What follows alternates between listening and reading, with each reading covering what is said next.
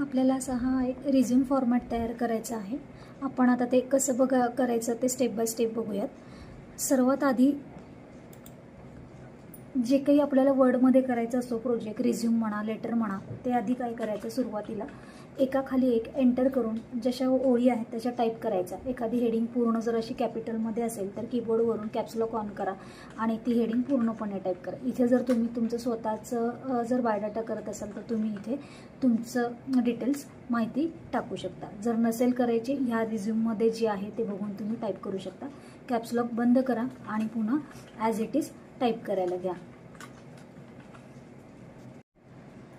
आपण हा आता फॉर्मॅटप्रमाणे रिझ्यूम पूर्णपणे असं एकाखाली एक ओळ घेऊन असं टाईप केलेलं आहे.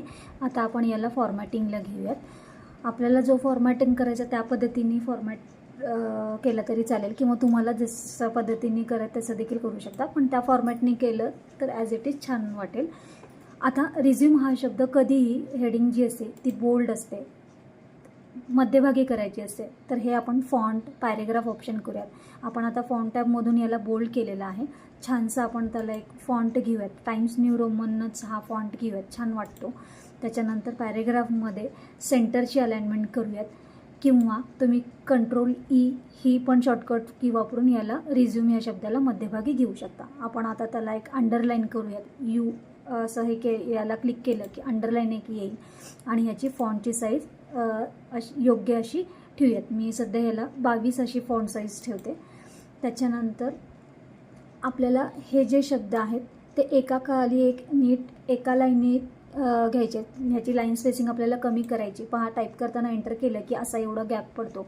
तर तो हा गॅप कसा कमी करायचा, जेवढ्या लाईनचा गॅप कमी करायचा तेवढ्या लाईन सिलेक्ट करा. पॅरेग्राफमध्ये येऊन याला रिमूव्ह स्पेसिंग केलं की तेवढ्या लाईनीचा गॅप कमी होतो. मी आता इथं रिमूव्ह स्पेसिंग करते. करिअर ऑब्जेक्टिव्ह पण त्याच्यात जोडलं गेलं आहे. आपण त्याला काय करूया, तिथे जाऊन एंटर की देऊयात. तेवढा मॅटर आपला हे होईल. आता याच्यामध्ये पण सगळ्यात पहिली जी हेडिंग असते आपल्या नावाची ती आपण बोल्ड करून घेऊयात आणि पुन्हा एकदा काय करूयात, सगळ्याच मॅटरला आपण टाइम्स न्यू रोमन हा फॉन्ट देऊयात. सगळ्याच मॅटरला ज्यावेळेस एकच फॉर्मॅट द्यायचा असतो त्यावेळेस कीबोर्डवरून कंट्रोल ए करा. पूर्ण जेवढे काही पेजेस असतील तेवढा पूर्ण मॅटर सिलेक्ट होईल.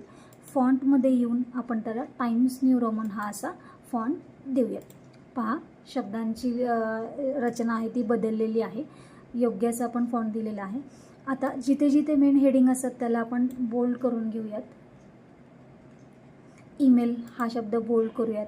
मोबाईल नंबर हा बोल्ड करूयात. ॲड्रेस हा बोल्ड करून घेऊयात, जेणेकरून समजायला पाहिजे हेडिंग कुठले आहेत ते. अशा पद्धतीने आपण वरच्या हे करून घेतला. आता जिथे जिथे मेन हेडिंग्स आहेत आपल्या याच्यामध्ये ते आपण बोल्ड करूयात. करिअर ऑब्जेक्टिव्ह आहे, अकॅडमिक क्वालिफिकेशन आहे, त्याच्यानंतर प्रोफेशनल स्किल्स आहेत, त्याच्यानंतर वर्क एक्सपिरियन्स आहे, त्याच्यानंतर पर्सनल डिटेल्स हा पण मॅटर पण बोल्ड केला आहे. त्याच्यानंतर आपल्याला ह्या देखील ओळी पर्सनल डिटेल्सच्या आपल्याला एकाखाली एक चिटकून अशा लागणार आहेत, त्यामुळे त्या आपण सिलेक्ट करूयात. पॅरेग्राफमध्ये येऊन याला लाईन स्पेसिंग रिमूव्ह करून टाकूयात. जिथं आपल्याला एकदम जवळचं अंतर लागतं तिथे आपण ओळी सिलेक्ट करून लाईन स्पेसिंग रिमूव्ह करून घ्यायचा. त्याच्यानंतर आपण आता जिथे आपल्याला बुलेट्सची गरज आहे तिथे बुलेट अप्लाय करूयात. करिअर ऑब्जेक्टिव्हमध्ये आपल्याला एक बुलेट घ्यायचं आहे किंवा या टॅबला आपल्याला एक छानसं बुलेट चिन्ह द्यायचं आहे. कॅरियर क्वालिफिकेशनमध्ये सुद्धा 2 टॅब्स आहेत, तिथे आपण त्याला दोन्ही लाईन एकदम सिलेक्ट करूयात आणि त्याला आपण तुम्हाला जे योग्य वाटत असेल ते. आता पहिल्याला हा बुलेट दिला होता त्यामुळे पूर्ण याच्यामध्ये तोच बुलेट अप्लाय करा. इथे बेसिक प्रोफेशनल स्किल्समध्ये सुद्धा 2 हे आहेत, तिथे सुद्धा आपण एक तोच बुलेट अप्लाय करूयात. वर्क एक्सपिरियन्समध्ये सुद्धा एक बुलेट घ्यायचं आपल्याला, तिथे सुद्धा हे करूयात. आणि इथे प्रत्येक हेडिंग्सला आपल्याला बुलेट द्यायचं आहे. इथे थोडं या ओळीमध्ये अंतर कमी करायचं राहिलं आहे. ह्या ओळीच्या शेवटी कर्सर ठेवा. पॅरेग्राफमध्ये येऊन याला रिमूव्ह करा, त्या पण ओळीचा गॅप निघून जाईल. या सगळ्या ओळी सिलेक्ट करून प्रत्येक ओळीला बुलेट अप्लाय करूयात. सगळ्या सिलेक्ट केलं की ऑटोमॅटिक प्रत्येक याला बुलेट अप्लाय केला जातो. आपण आता प्रत्येक ओळीमधला जो फर्स्ट मॅटर आहे तो बोल्ड करून घेऊयात. कीबोर्डच्या माध्यमातून कंट्रोल बी सिलेक्ट करा आणि कंट्रोल बी करा, कामं पटकन होतील. याला पण सिलेक्ट करा, कंट्रोल बी.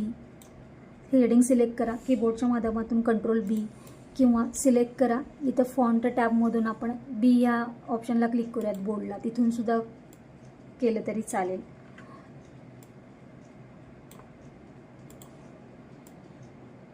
अशा पद्धतीने आपला फॉर्मॅट तयार झाला आहे. आपल्याला हे थोड्या अंतरावरती घ्यायचं आहे. पर्सनल डिटेल्समध्ये अशा ज्या गोष्टी कोलन टाईप करून केलेल्या असतात त्या शक्यतो काय करायच्या, एकत्रितच टाईप करत घ्यायच्या सलगच.